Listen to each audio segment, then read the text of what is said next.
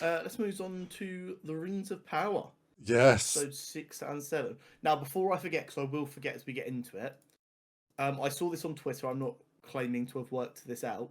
Okay. In episode 6, Uh-huh. when Celebrimbor gets tricked and sent back into work on the rings and he thinks everything's perfect outside when it's not, Yes. that transition from Mm. light to dark was a one shot that was done practically. I mean, I saw like the BTS clip of it, and like the way the camera like circles around him, mm-hmm. they have like a big screen in the background that changes the skybox, and then there are people in different costumes, like more war-torn costumes, hiding, ready to run out. So it's all literally done in one shot as you see it in the show. Oh, so so when you mean Anatar walks out, yeah, and the doors close and it fades from the perfect world to the horrible world. Yeah, that was done as one continuous. That's shot. Pretty cool, because I kind of presumed, really cool. I presumed everything that essentially seemed practical there was done as a one shot with like VFX to help sell it in the lighting. Oh, there would have been some VFX to touch it up, but they actually did change the lighting and stuff. That's cool. Really fucking cool. I mean, we're both fans of a cheeky wanna, so I'm a big fan of a one shot. So yeah, we've got 2 episodes. We had, I mean, today's episode was the penultimate. Literally next week is the last episode of season 2.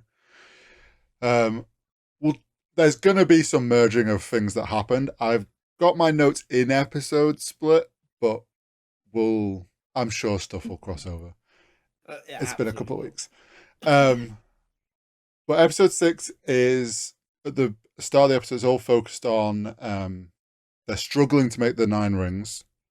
This is after the week before where kind of Celebrimbor had been sold on the idea that to fix the 7 he had to make the 9. So yeah, we got this, like, there's piles of metal where they've failed at trying to make these rings. He's struggling. And then we see he's starting to like get frustrated and lose his mind a bit, which is definitely a side effect of Anatar playing with his mind and kind of manipulating him. This is exactly what I was going to say, and it goes across episodes 6 and 7 really quite well. The way they show the manipulation is very real to life. When you hear stories of people who've been manipulated by a significant other or someone important in their life, you'll hear the people around them talking. It's like they feel like they're going crazy. They're misplacing stuff. It's gaslighting. Mm-hmm. Yeah. He's and the only difference is he's got magic to make it even easier. Oh yeah. But yeah, he's actively driving him insane, because the more crazy he feels, the easier it is to convince him of things.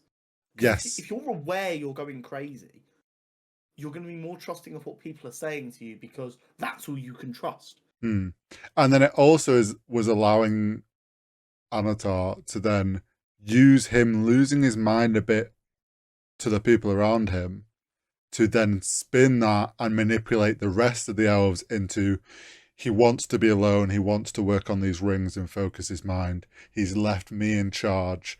And it's like, oh shit, you now have just like snatched control of and they've all seen him drifting.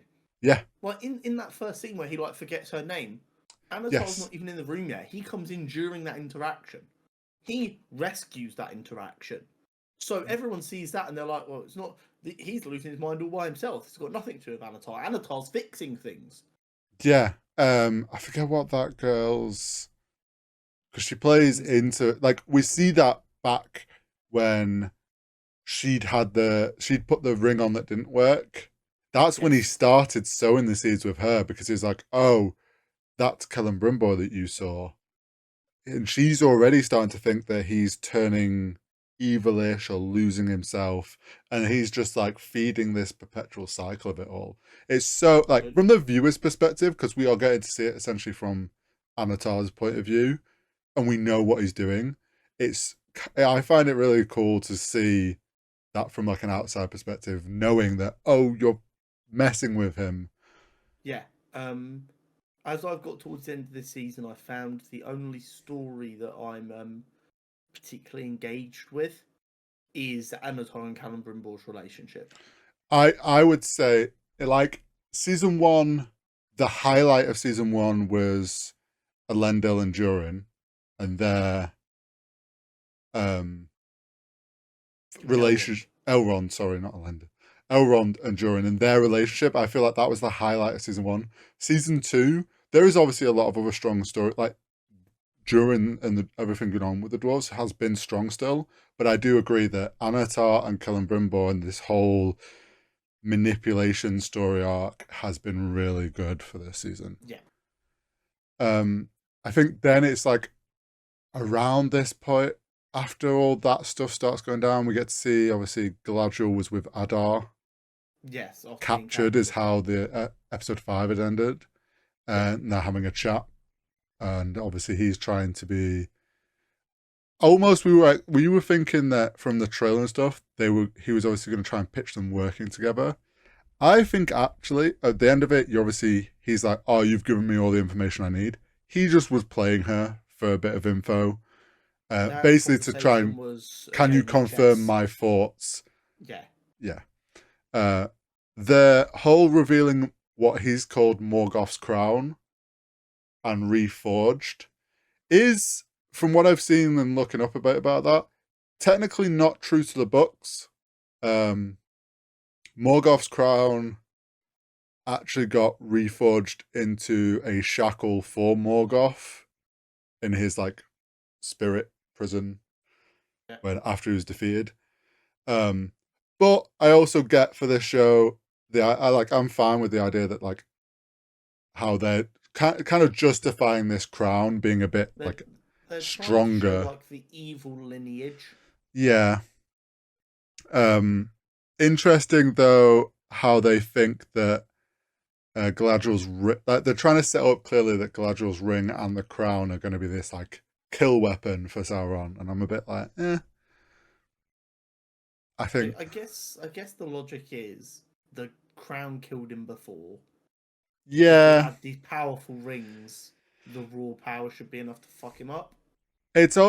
My only thing with it is it's a bit like, oh, we're setting up this kill weapon specifically needed for Sauron. It's like a bit too of an easy out for them, if you get me. But I don't mind it. It's for like I've said, a lot of the things that this show is doing, I understand how they've got to this point through the story they're telling, because it's obviously different to the books.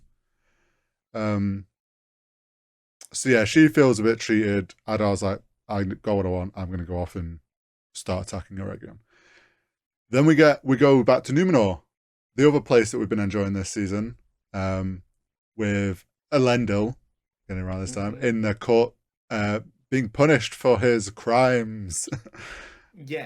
So his crime is loyalty to the previous queen. So I guess that's loyalty to the queen and being faithful to the elves. I liked how they essentially Farazan was like, renounce your crimes and your loyalty to the king. And he's like, I'll renounce my crimes, but you ain't the fucking king. So help me understand a little bit here. They talk about the Valar a lot in these 2 episodes. The Valar is the elvish god. Was there a time where where the elves are from? Okay, so there was a time when the humans on Numenor also worshipped the Valar, and now on Numenor there's a bit of a split between should we follow the elves or should we be our own people? Is that kind of the essentially the it's the elves, from my understanding, and I could be wrong and people might catch me, but my understanding is that the elves helped the men and the people of Numenor like in their early days, like helped them, assisted them, helped build up things. So they worshipped the elves, they respected them, they were faithful to their ways. And then, as you say, over time, where the elves kind of stopped contact, there was like that disconnect of, oh, the elves have gone off and done their thing now. They don't come here anymore. But obviously, you still have people that are like, well, yeah, we're still faithful to the ways we've been taught. And then you get newer people come along that like, why are we still doing it that way? They don't come here anymore. Oh, yeah. And that's where the split of the faithful and traditionalists versus progressives. Yeah. So that's why there's this split. But I'm really enjoying Elendil being like so set on his moral compass and not wanting to waver it, because he is, I don't know what the exact, which great great grandfather or whatever he is, but he is Aragorn's lineage. Yeah. So same vibes as like Aragorn and how he was in Lord of the Rings. You can see why he's like that and where he gets this from. Elendil. It's his son in the Lord of the Rings film that doesn't throw it into the mountain in like the. I think it's either his son or his grandson. I can't remember how many down it is, but yeah, it's. But the fact that like he's essentially is like, no, fuck you, Miriel is still the one true queen, and then his fucking Farazan's son Kemen, the one we all want to punch. Yeah. It's like, I should be executed, and he looks at him. He's like, you've done enough. Because it's interesting how Farazan is like, I don't want to execute this guy. Well, because it gives them a martyr. And this is the thing. He's desperately trying to avoid giving them a martyr. You actually probably imagine Farazan probably would have tried to get Elendil on his side, knowing that would have helped get the faithful on his side. But instead, his son's gone about and done his own thing, and now forced his hand to do it this way. Farazan's a dick, but he's quite intelligent. So he was like, I don't want to kill this guy. This guy has a lot of weight with the people. Exactly. I want him on my side. And if he's not going to be on my side, I need him dealt with in a way that doesn't give them a martyr. Mm-hmm.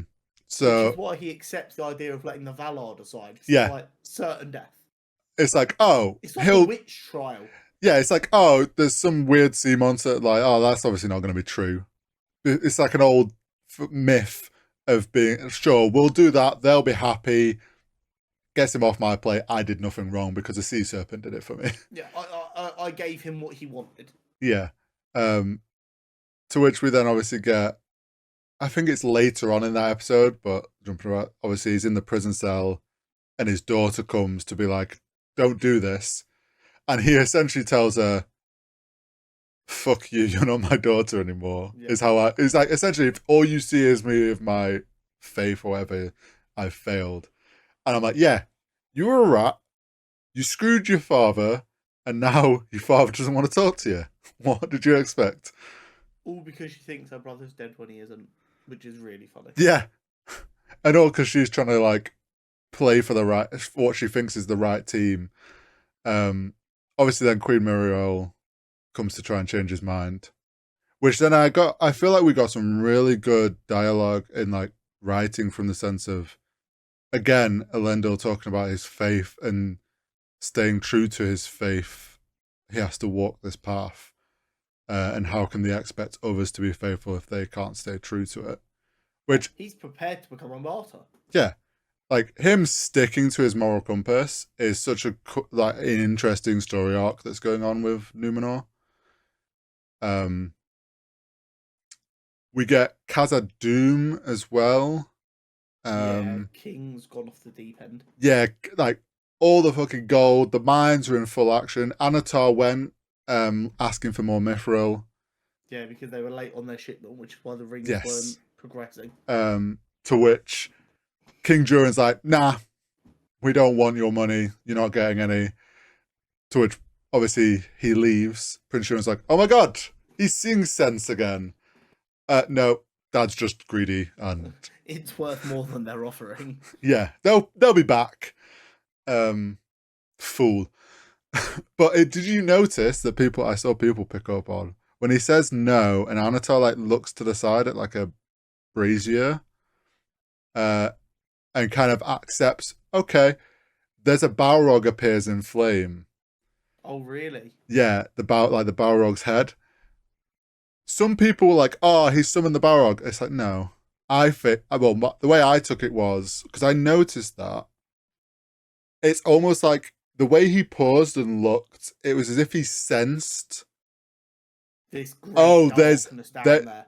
Yeah, because Sauron, I think when there was Morgoth's time, I could be wrong again, but I don't care. I'm pretty sure there were several Balrogs in Morgoth's time. So like Sauron would know the sense of one's, like, that like energy spike. His intuition would be aware of what that probably is down there. He's like, oh, I can sense something pretty fucking evil under this mountain. Yeah, I'm just gonna leave him to it. I'll come back and get the mithril over your if I need it. It's fine. Yeah. But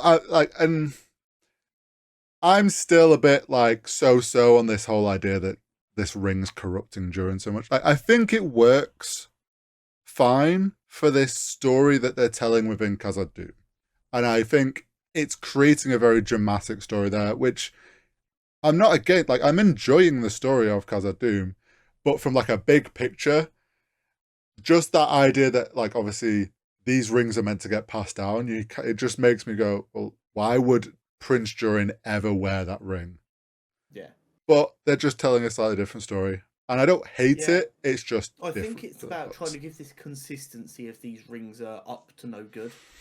Yeah, I think. Yeah, I mean, we'll get to it nearer the end of talk about these two episodes, but I think there's something they're doing with this series, which I'm a bit like, to me is, I kind of wish they wouldn't, but they're leaning very heavily on what the films did as like reference at times. And I think sometimes they need to stand on their own feet, if that makes sense. But where do we go? We had the Numenor stuff that episode. We didn't finish the trial of Numenor with him going down to be sent down to the Valar and his judgment handed to him. Because Miriel then. So I am your champion. Yeah, I recommend myself as tribute. It was interesting how they'd come up with this brilliant plan to deal with this person.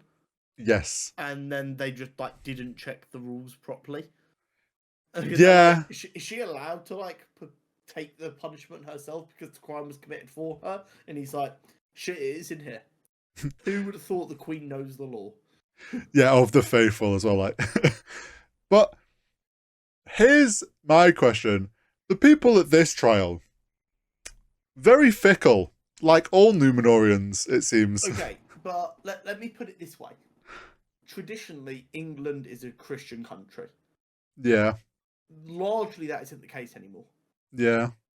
If they went, right, this person is a Christian, they want to be tried as a Christian, so we're going to crucify them, and if they survive, that's God protecting them.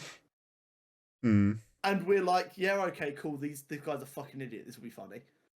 And then they go to crucify them, and the fucker wakes up after 3 days, like Jesus did.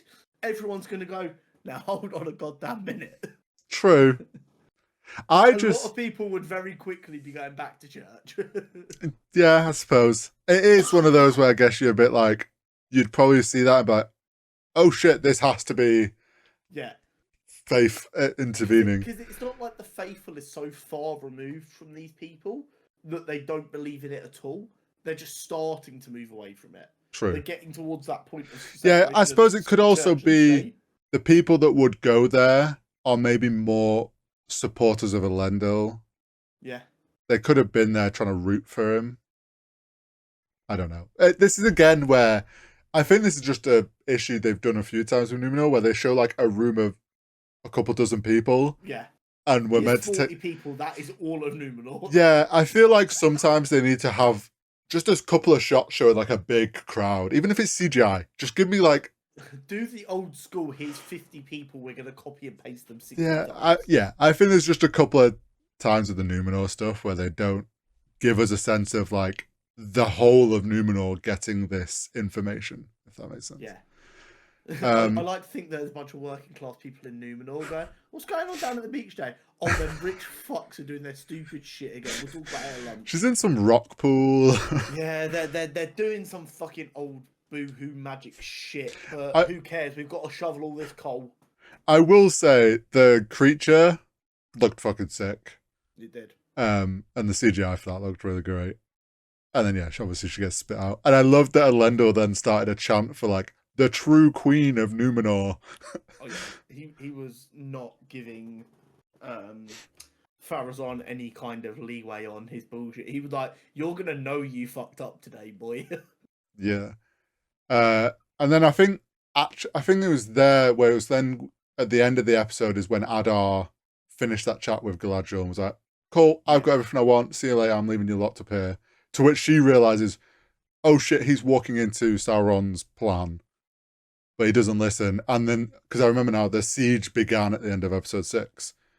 And obviously, the siege began, and that's when we get the whole Celebrimbor thinks, what's going on outside?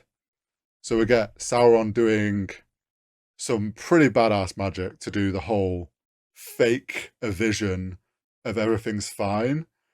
Shuts the doors on him, and like you said, we get that one shot of the we discussed earlier, which, forgetting the fact that was done practically, it looked awesome. In the thematically in the show, it was because we all know that the invasion started outside. We saw the start, and then he comes out and it's perfect, and we're all like, what fuckery has occurred here? Well, this is like, I think we've slowly been seeing a couple of occasions where Sauron has kind of shown his power. This is like the first big thing you do, and you're like, oh, this guy is fucking powerful.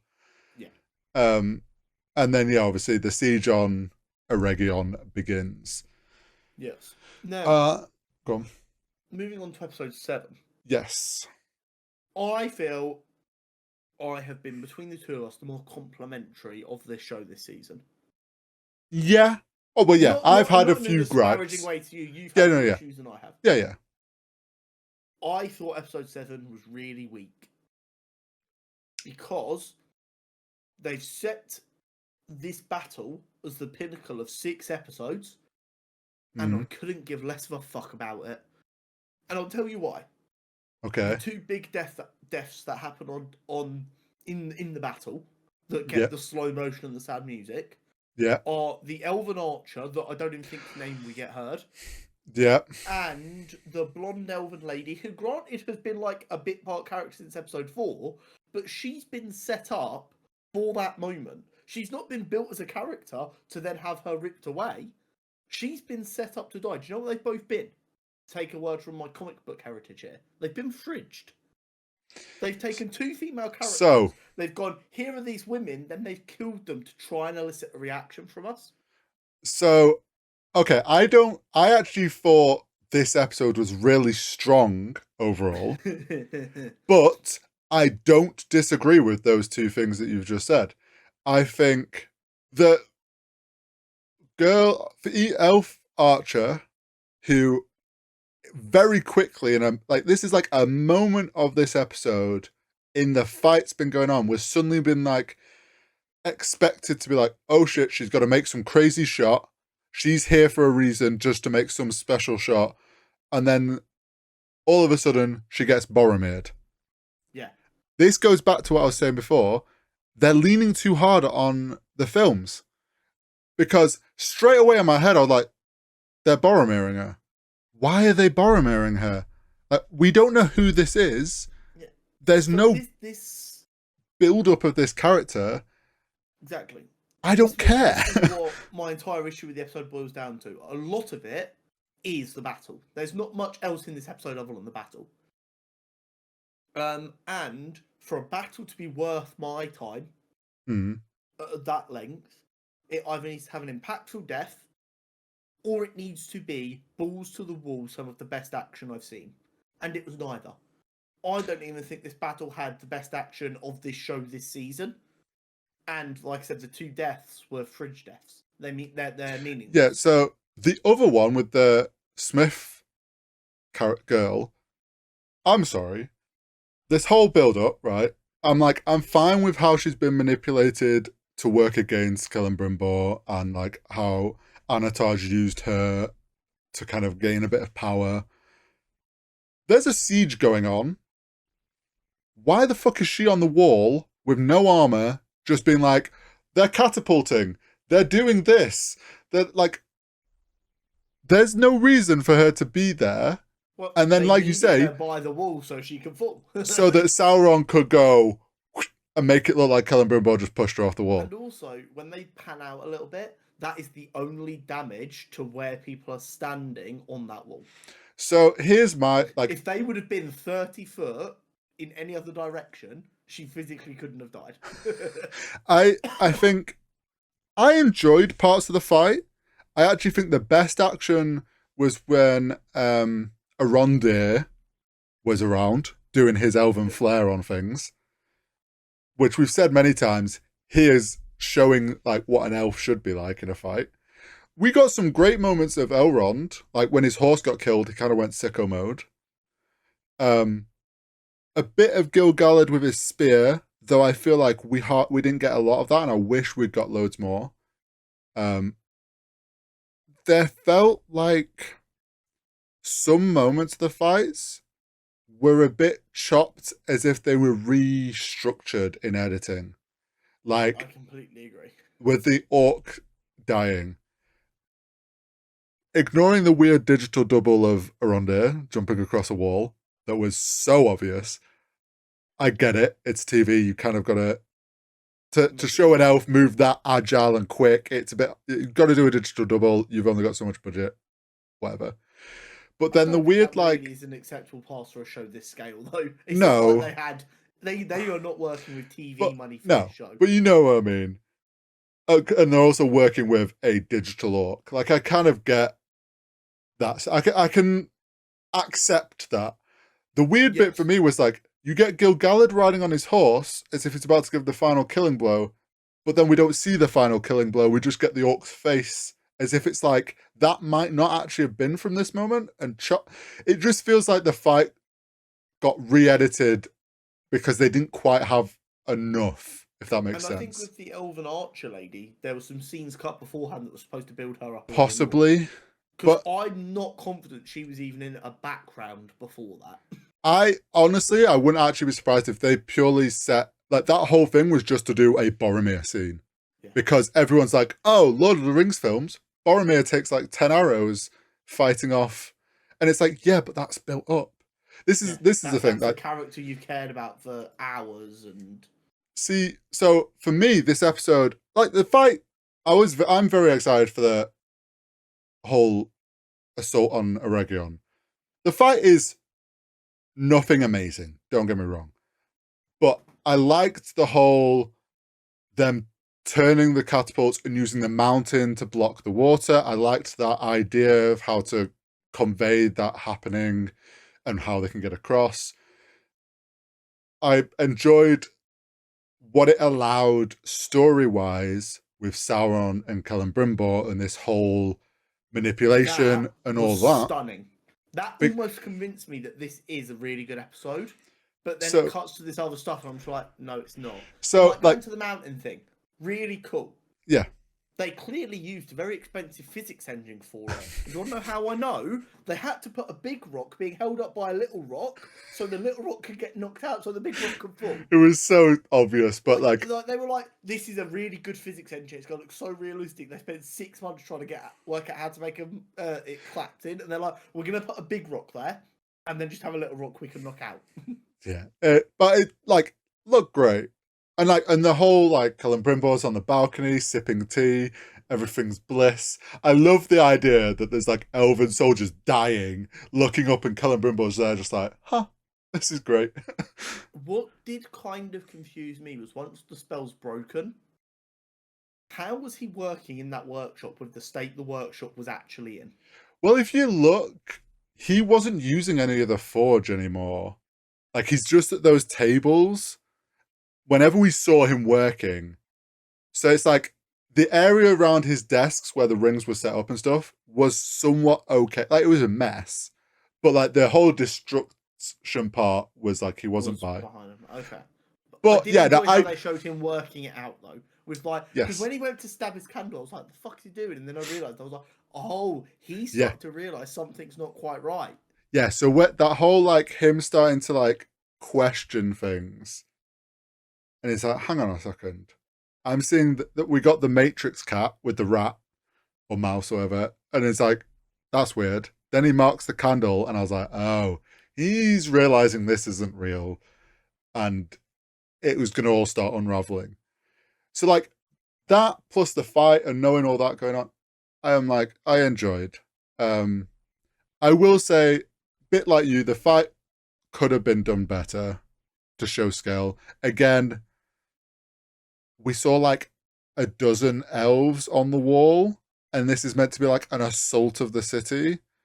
Of a very big city. Yeah, I feel like there just needed to be even just some CGI aerial shots, like showing walls lined with elves. Yeah. And then I'd have been like, oh, there's a lot of elves there. And people scattering within the city and getting to cover. We only ever seem to stay on this courtyard. Do you know what would have been really cool? A shot showing like the town hall or something, or the equivalent, with like the cowering civilians terrified, and then you get like a pan shot as it changes and shows Callum Brimble thinking everything's fucking class as he's working on the rings. Yeah, I think it's just they spent clearly more budget on getting multiple extras to be orcs. They didn't do the same for elves. And I was like, that's something I think could have been done better. I completely agree. But obviously all that's going on. Then we also go to back to Khazad-dûm, and yes. Na'vi's back to try and get access to mining. And you're like, oh, here we go. Time to call in the Bat part 2. And then Na'vi puts down his axe and he's like, the king's gone mad. We're joining you. I went to him to let him know what was going on, and he got real psycho. Please, for the love of God, Durin, save us from Durin. Well, it's, this is before that. This is when he's just going mad with greed. He's going to ruin the city. Where with you? Oh, also Elrond's here at the door to see you. His little dwarven face when he realised it was Elrond. Yeah. He was like, this elf has kind of been banned. We're going to have to be sneaky getting him in. And his grin just goes, oh, it's my boy. Yeah. So, like, them getting that moment again, to think about, like, that was like a highlight of season 1. This is the first time them two have been together in season 2. But both being like, oh, I'm having the worst week, but mine's worse than yours. I thought they were going to do, like, 30 seconds of riffing about who's had the worst time since they last saw each other. I thought Elrond was like, this is not a great time. And I thought Julian was going to be like, oh, you're not having a great time. My dad's gone mad. I'm about to go overthrow my father. I was really waiting for Elrond to go. I almost had to overthrow my king too. And he's not my dad. Yeah. And I think we have that moment, and he's obviously asked for aid. Yeah. Please come help us. Yeah. And then I think this is when we then go back and Celebrimbor calls out Anatar on everything. Yeah, he sits there and Anatar comes in and he's like, wait. Yeah, watch the mouse. He's like, I got you, bitch, you got lazy. I know there's more going on, but you got to wake up earlier than that to get old Celebrimbor. Well, he's like calling him out on it, and he's like, this is all a ruse. Emissary of the Valar wouldn't do this. And Sauron's still trying to be like, bro, what are you on about? I've not done anything wrong. This is all just you. And then he yeets his dad's hammer out the window. And like an heirloom artifact of the elves just straight out the window, and then he obviously hears all the screaming. These 2 episodes really captured the abusive relationship that is Celebrimbor and Anatar. Like even I think it's episode 7 when he goes, you know how forgetful you are, and he's like, no, I'm not. Yeah. It does. It really does. And that like reveal to him realizing, and then we get like just him having a breakdown because he's suddenly realized this is all a lie. This person is actually probably Sauron. He's like putting that together. My city's under siege. My people are dying. And I've locked myself in a room for the last 2 weeks. What the fuck have I been doing? Like all that coming, like, and he's just like having a breakdown. To which then, at this point, he still looks like Anatar, but he's being Sauron at this point. He's just like, you're still gonna make me the rings. And then we see that the mithril wasn't mithril, and it was Sauron's blood. Now, Sauron's blood was in the books only used for making the One Ring, which is why it was so powerful. But I guess you could say, like, that's because he like, you could say that he the blood the rings into thinking it was mithril. Well, yeah, like, or this time it could be like it's just his blood. It's not like him putting his power through his like the One Ring is him infusing his power into it. We also know when it comes to this kind of magic that men are much more susceptible. Yeah. Maybe instead of going men are more susceptible, they've gone the men were extra shit with these rings because it had a bit of Sauron in them directly. I think it's more meant to show like the rings for men are have a stronger influence from Sauron because it has more of like a bit of him mixed in.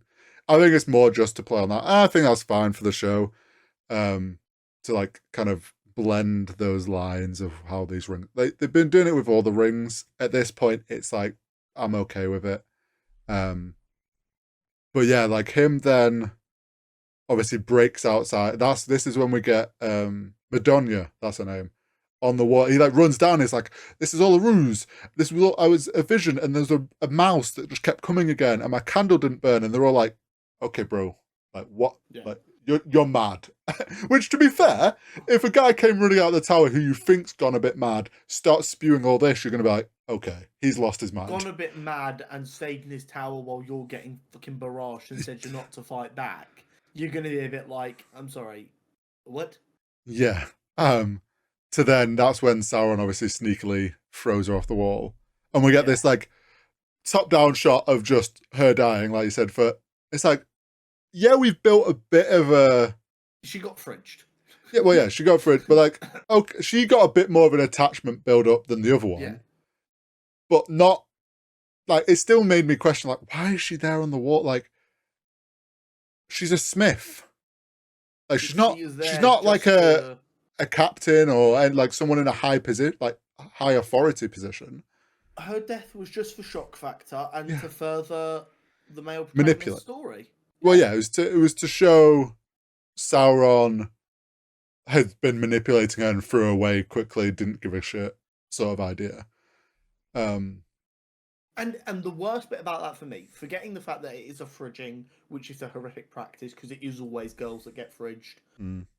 And the fact that it doesn't make a lot of sense where it takes place in the story, it also ends up not mattering because by the end of the episode, the same guards who thought they saw him essentially throw her off are then convinced just by Galadriel turning up, who's not been there while he's going crazy. No, but Galadriel, as a person to the elves, she is a very...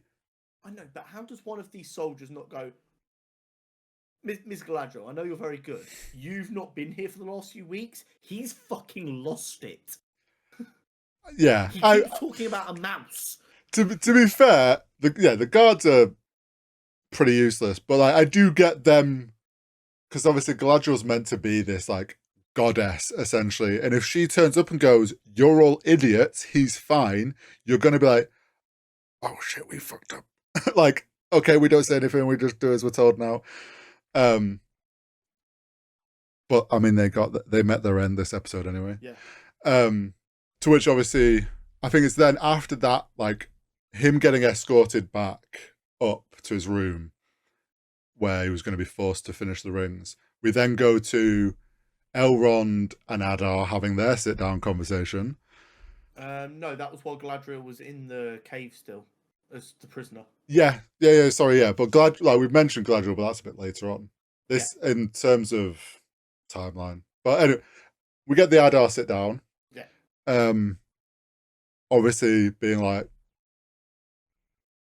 give me up the ring so I can defeat Sauron. He's like, "Oh, you think I'd bring that to the fight, you fool?" Little did we know he was a fool, and he did bring it. I wish, like, also know, like, he couldn't give anything away, but it'd be really funny if it like showed us like him like peering down to it and then going, "Why would I bring something so important?" Or if Galadriel like looked at him like, "What the fuck, you didn't bring it?" Sort of like, "Oh shit." But dude, I know it's a bit corrupt, but it's fucking powerful. What are you doing? I have to say, I enjoyed Elrond's line of like when Adar's like, "Oh, you're a wordsmith who uses scrolls. This isn't your place to be. You don't know how to wield a sword." And Elrond goes, "You don't know how I wield either of those things. Yeah. What the fuck are you talking about?" I'll write a bit of slam poetry about your ass and cut you to pieces with it, bitch. Yeah. You don't know shit about me. To which, obviously then there's like this, oh, we won't, like, I'll meet you on the battlefield. And I was like, well, Galadriel's going to die. Oh, let me say goodbye.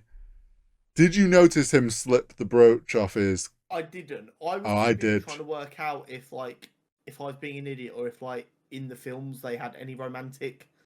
I always kind of thought them was brother and sister. So I was like, is that weird or am I misremembering? If you go by the books, this is very weird. Okay, cool. It's very weird.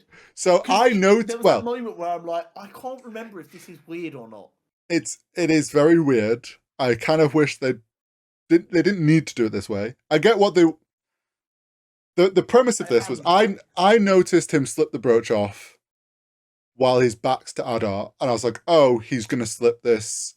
I wasn't sure if that was gonna have the ring hidden on it or if it was gonna be like. It was. I knew he was obviously going to give her some way to escape. Something, yeah. She can't have her head put on a stick. She's very important to the story. Now, did they need to kiss? No. Could he have slipped this any other way? Yes. Why is it weird that they kissed? Well, because that's his mother-in-law. Oh, okay.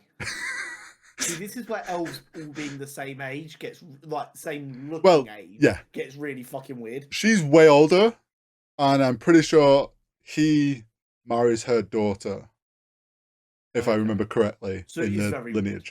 So yeah, essentially, he just kissed his mother-in-law. You kind of also, I mean, I don't think they're not trying to sell it as a romantic thing. Prudish. He did it, and she kind of gave him a weird look of like, "The fuck have you just done?" This is not the time to an actual love. Well, I read it as like, what that you know, like if you kiss someone, like, oh shit, I thought we were friends. This is not like someone who doesn't know how to react to the situation. It gave me that vibe, but obviously, like, slipped to the thing, and she was like, it's still. I just think there wasn't a need to do it as a kiss. The thing being the brooch, not his tongue, just so we're clear. Yeah, he wasn't slipping the ring through his mouth to her.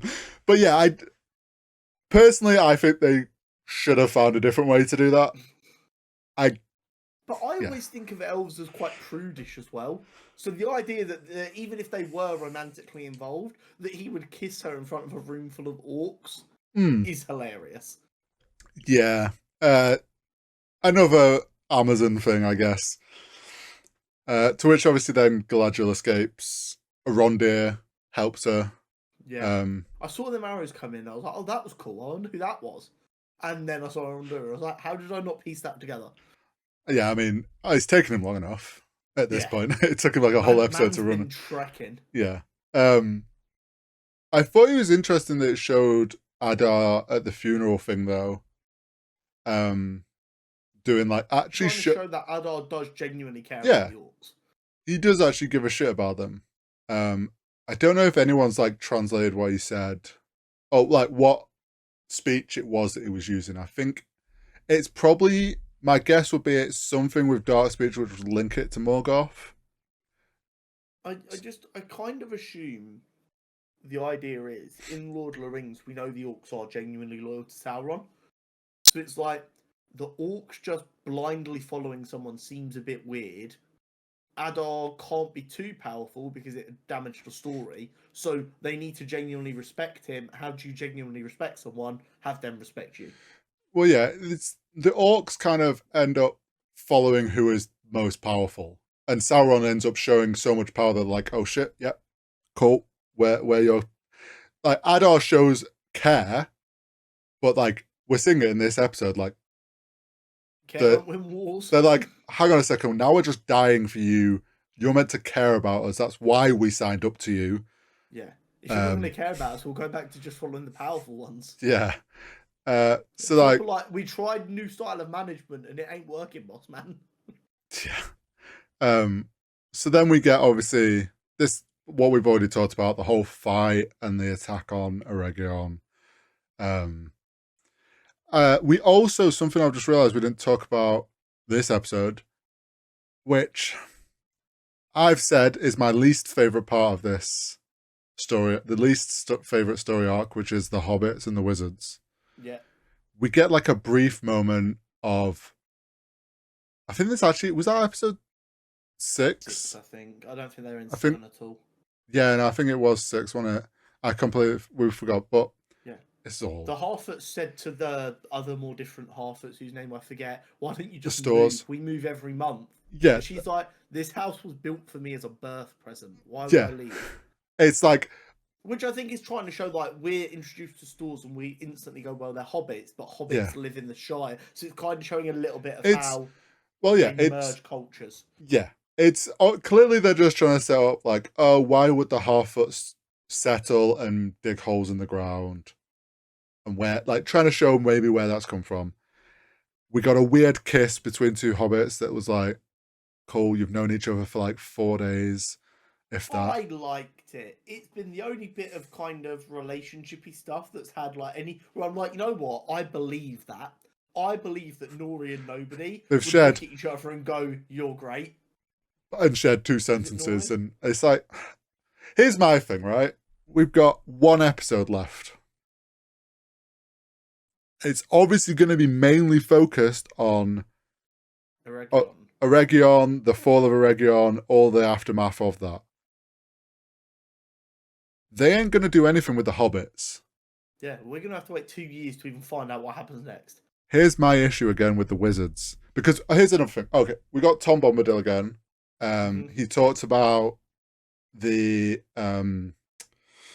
secret fire was with the stranger.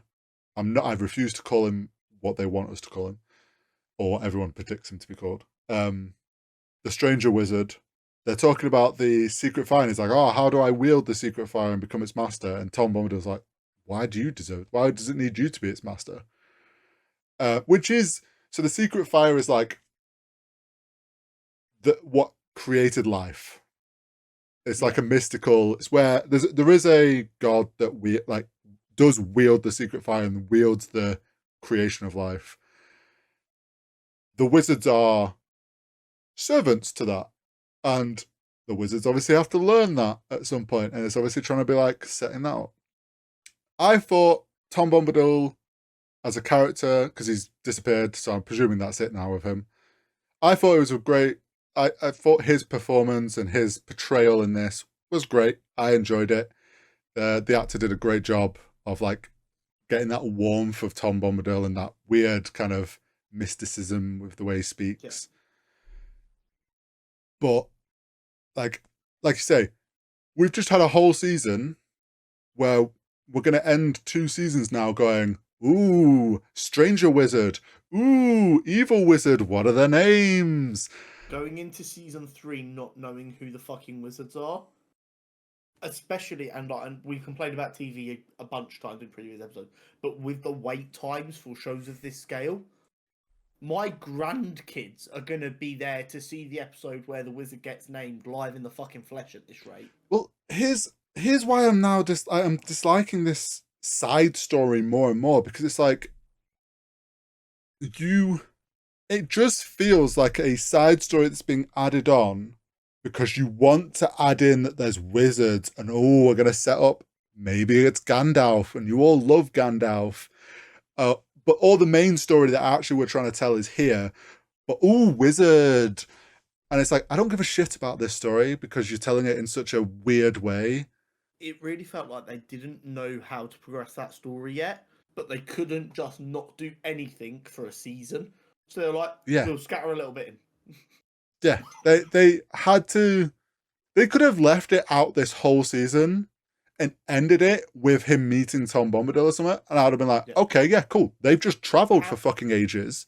In episode 1, have them begin their adventure where they're travelling, and then have the last episode end, or in the last episode, have them arrive at Tom Bombadil's cabin. All we need to know is they've been walking the entire fucking time. Maybe cut in once an episode for 30 seconds of them having weird, funny banter while they're just walking. Make it a running gag of where is the stranger and the hobbit walking to at the minute. True. That would have actually worked better. Do you know what would have worked the best? If when they've revealed the evil wizard, it was like, here's a blue wizard. Oh, the stranger's seemingly getting more blue clothing on him. Oh shit, they're doing blue. Like, or it's like, if you're gonna do this fucking long-winded shit of like giving us Gandalf and Saruman, just fucking name them this season. Like, if Saruman's already being a bad dude, there's no way he's accepting just going as the evil wizard. yeah, there's no way that this person, even if it's like an elven name and we don't know that that is Saruman, like it's not explicitly said as Saruman, it's said in whatever the elven tongue is. Just some like it just feels like with one episode left and knowing that, like I said, the siege is going to end. You've got Celebrimbor and Sauron have to face off, which, from my understanding of the books, is not going to be pretty. They need to resolve Durin starting to kill his own dwarves. Well, yeah, Durin and the dwarves never turned up and went to sort his dad out, and they're like the gates to Durin are shut. Elrond has to escape, like he flees, and Galadriel obviously has escaped with the rings. We know from the trailer there is a point when Galadriel and Sauron like face off with swords. So that's obviously happening in the last episode. I don't see where they fit in having the evil wizard and the stranger meet and all that being explained. Like, the answer is they don't. I think we get it shoved in the final episode as like a scene where he goes to save the hobbits and the evil wizard, that vision that he had. Something like something happens. And they're eventually going to go, it's going to end with them face to face, like finally meeting each other. And then we get nothing else.